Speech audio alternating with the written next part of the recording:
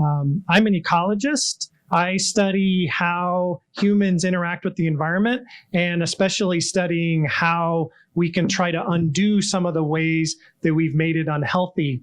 As far as federal science and the topic of what's going on this evening, just in the last several months, I've relied on data from federal scientists who work for the National Park Service, the U.S.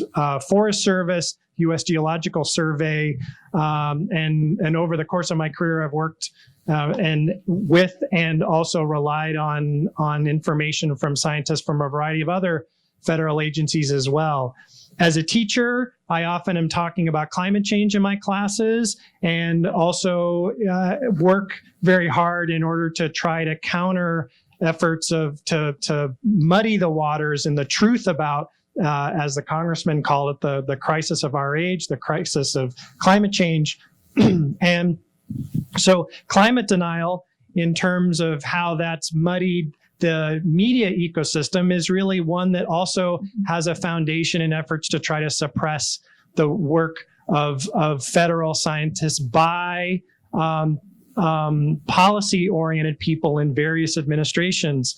The current one being a prime example of that. So the work to try to allow federal scientists to try to communicate what they find is of critical importance for our ability to be able to know and communicate, and also to understand what our future holds and what we need to do about it. And then finally, of course, I'm a citizen like everybody else in this room. I'm a father. And so I care very deeply about the food that I eat and that my family eats, and the water that we drink and the air that we breathe. So the points that Kathy made about what scientists do in order to try to make us healthy is extremely important to me. And so I really value the work that hundreds, thousands of scientists in the federal government do in order to be able to make sure that when I eat, when I breathe, when I drink, that I'm doing so safely. So that's really why I'm here.